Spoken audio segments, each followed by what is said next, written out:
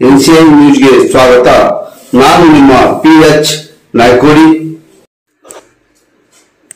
ಕರ್ನಾಟಕ ರಾಜ್ಯದಲ್ಲಿ ಬಿಜೆಪಿ ಸಾಧನೆ ಹಾಗೂ ದೇಶದಲ್ಲಿ ಮತ್ತೆ NDA ದಿಗ್ವಿಜಯ ಸಾಧಿಸಿದ್ದು ನರೇಂದ್ರ ಮೋದಿಜಿ ಅವರು ಮತ್ತೊಮ್ಮೆ ದೇಶದ ಪ್ರಧಾನಿಯಾಗಿ ಅಧಿಕಾರ ಸ್ವೀಕರಿಸುತ್ತಿರುವ ಹಿನ್ನೆಲೆಯಲ್ಲಿ ಬಿಜೆಪಿ ಕಾರ್ಯಕರ್ತರು ತಾಲೂಕಾ ಬಿಜೆಪಿ ಅಧ್ಯಕ್ಷ ಸಾರಂಗಿ ನಾಗಣ್ಣ ಹಾಗೂ ಯುವ ಮುಖಂಡ ದಯಾನಂದ್ ಅವರ ನೇತೃತ್ವದಲ್ಲಿ ಸಿಹಿ ವಿತರಿಸಿ ಪಟಾಕಿ ಸಿಡಿಸಿ ವಿಜಯೋತ್ಸವ ಆಚರಿಸಿದರು. ಕರ್ನಾಟಕ ರಾಜ್ಯದಲ್ಲಿ ಜೆಡಿಎಸ್ ಬಿಜೆಪಿ ಮೈತ್ರಿಕೂಟವು 19 ಸ್ಥಾನ ಗಳಿಸಿ ಅದ್ಭುತವಾದ ಸಾಧನೆ ಮಾಡಿದೆ. ದೇಶದ ಪ್ರಧಾನಮಂತ್ರಿಗಳಾಗಿ ನರೇಂದ್ರ ಮೋದಿಜಿ ಅವರು 3ನೆಯ ಅವಧಿಗೆ ಅಧಿಕಾರ ಸ್ವೀಕರಿಸಲು ದೇಶದ ಜನತೆ ಜನಾದೇಶ ನೀಡಿರುವ ಹಿನ್ನೆಲೆಯಲ್ಲಿ ಬಿಜೆಪಿ ಕಾರ್ಯಕರ್ತರು ವಿಜಯೋತ್ಸವ ಆಚರಿಸಿದರು. ತಾಲೂಕಾ ಬಿಜೆಪಿ ಮಹಿಳಾ ಘಟಕದ ಅಧ್ಯಕ್ಷೆ ವಿಜಯಲಕ್ಷ್ಮಿ, ಬಿಜೆಪಿ ಪ್ರಧಾನ ಕಾರ್ಯದರ್ಶಿ ಚೋಕನಹಳ್ಳಿ ಪ್ರಕಾಶ್, ಭಾರತೀಪುರ ಪುಟ್ಟಣ್ಣ, ಮುಖಂಡರಾದ ಕೈಗೋನಹಳ್ಳಿ ಕುಮಾರ್, ದಯಾನಂದ್, ಚಂದ್ರಕಲಾ ರಮೇಶ್, ಅಪ್ಪಾಜಿ, ಬಿಗ್ ಬಾಸ್ ಮೋಹನ್, ಶಿಲ್ಪಾ ಸೇರಿದಂತೆ ನೂರಾರು ಬಿಜೆಪಿ ಕಾರ್ಯಕರ್ತರು ವಿಜಯೋತ್ಸವದಲ್ಲಿ ಭಾಗವಹಿಸಿದ್ದರು. ವರದಿ ಡಾಕ್ಟರ್ KR ನೀಲ್ಕಂಠ್, ಕೃಷ್ಣರಾಜಪೇಟೆ, ಮಂಡ್ಯ.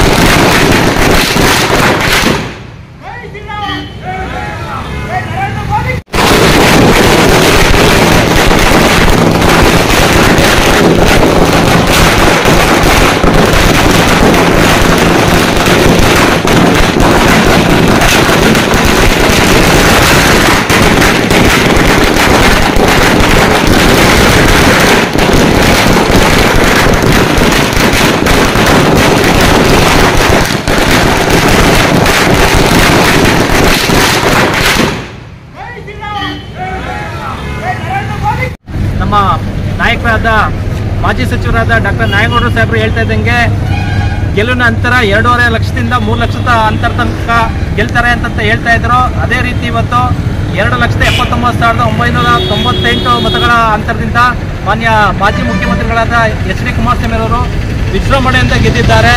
ಈ ಸಂಭ್ರಮವನ್ನು ನಾವು ಬಿಜೆಪಿ ಕಚೇರಿಯಿಂದ ಮಾನ್ಯ ಕೇರ್ಪೇಟೆ ಮಂಡಲದ ಅಧ್ಯಕ್ಷರಾದ ನಾಗಣ್ಣ ಅವರು ಹಾಗೂ ಇತರ ಎಲ್ಲ ಪದಾಧಿಕಾರಿಗಳ ನೇತೃತ್ವದಲ್ಲಿ ಇವತ್ತು ಆಚರಣೆ ಮಾಡ್ತಾ ಇದ್ದೀವಿ.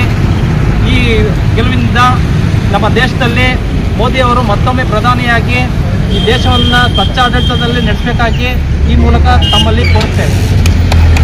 ನಮ್ಮ ನಾಯಕರಾದ ಮಾಜಿ ಸಚಿವರಾದ ಡಾಕ್ಟರ್ ನಾಯಗೌಡರು ಸಾಹೇಬರು ಹೇಳ್ತಾ ಇದ್ದಂಗೆ ಗೆಲುವಿನ ಅಂತರ 2.5 ಲಕ್ಷದಿಂದ 3 ಲಕ್ಷದ ಅಂತರ ತನಕ ಗೆಲ್ತಾರೆ ಅಂತ ಹೇಳ್ತಾ ಇದ್ರು. ಅದೇ ರೀತಿ ಇವತ್ತು 2,79,998 ಮತಗಳ ಅಂತರದಿಂದ ಮಾನ್ಯ ಮಾಜಿ ಮುಖ್ಯಮಂತ್ರಿಗಳಾದ HD ಕುಮಾರಸ್ವಾಮಿ ಅವರು ವಿಜೃಂಭಣೆಯಿಂದ ಗೆದ್ದಿದ್ದಾರೆ.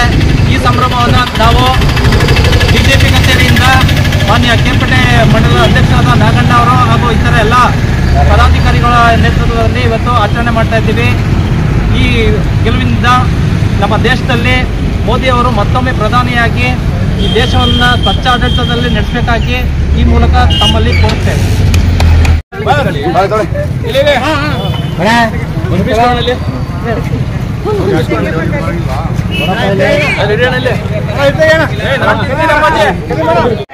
ನರೇಂದ್ರ ಮೋದಿಗೆ, ನರೇಂದ್ರ ಮೋದಿಗೆ,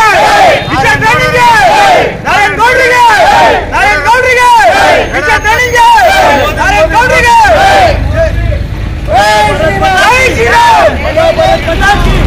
मोदी जी की, अमित शाह जी की, नड्डा जी की, येडियुरप्पा जी की, चंद्रना जी की, नारायण गौड़ जी की, श्री ಕುಮಾರಸ್ವಾಮಿ जी की.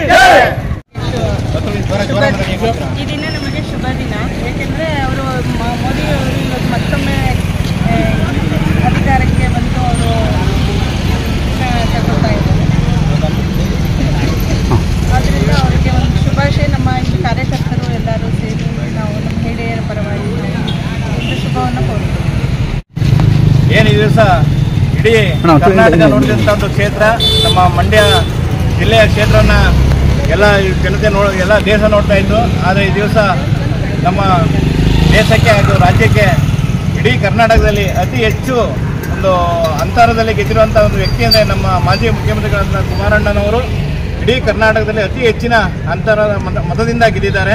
ಅವರಿಗೆ ನಮ್ಮ ಮಂಡ್ಯ ಜಿಲ್ಲೆಯ ಪರವಾಗಿ ಹಾಗೂ ನಮ್ಮ ತಾಲೂಕಿನ ನಮ್ಮ BJP ಕಾರ್ಯಕರ್ತರ ಪರವಾಗಿ ನಮ್ಮೆಲ್ಲರ ಪರವಾಗಿ ಅವರಿಗೆ ಮೊಟ್ಟಮೊದಲ ಬಾರಿಗೆ ಶುಭಾಶಯವನ್ನು ಕೋರ್ತಾ ಈ ದಿವಸ ಇನ್ನೇನು 2-3 ದಿವಸದಲ್ಲಿ 3ನೇ ಬಾರಿ ನಮ್ಮ ನರೇಂದ್ರ ಮೋದಿ ಅವರು ಪ್ರಧಾನಿಯಾಗಲಿದ್ದಾರೆ.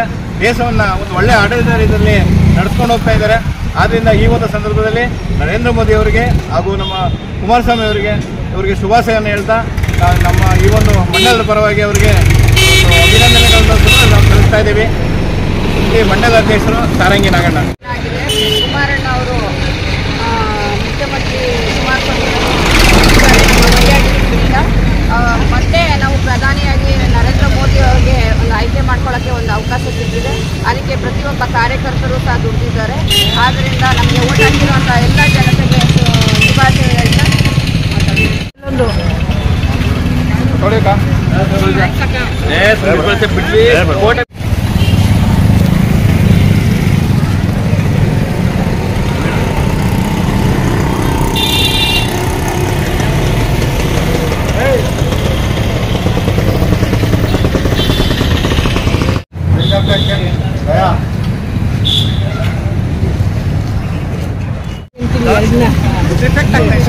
ಮಣಿಗೂ ಹಂಗೆ ಮಾಡಬೇಕು.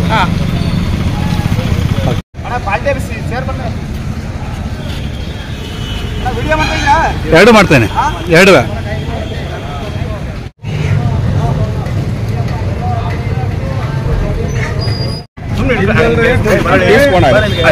ನೀನು ಯಾ ಕಡೆ ಮಧ್ಯ ಬರ್ತೀನಿ.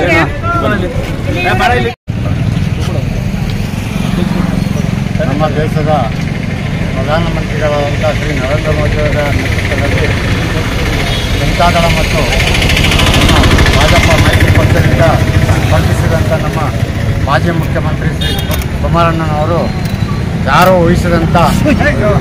ಊಹಿಸದ ರೀತಿಯಲ್ಲಿ ಅತಿ ಅಂತರದಲ್ಲಿ 2,80,000 ಚಿಲ್ಲರೆ ಮತಗಳಿಂದ ಗೆದ್ದಿರುತ್ತಾರೆ.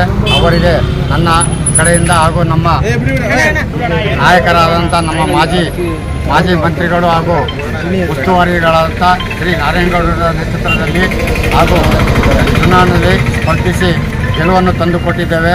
ಇವಾಗ ನಾವು ಮೈತ್ರಿ ಪಕ್ಷ ಅಂದರೆ ಇನ್ನೂ ನಮ್ಮ ಜನತಾದಳಗೆ ಅರ್ಥವಾಗಿಲ್ಲ.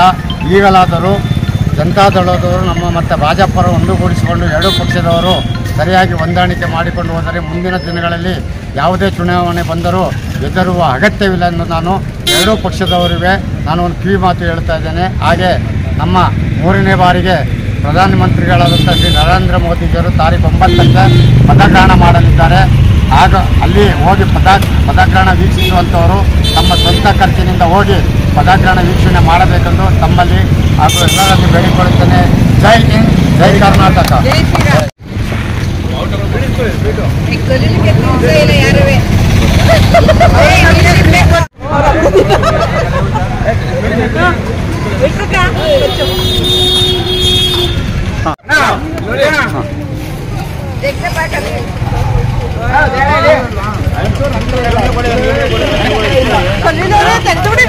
ಆಯ್ತು. ಹಾಂ, ಜಾಸ್ತಿ ತಿನ್ಸ್ಬಿಡಿ, ಸಾಕ್ಬಿಡಿ.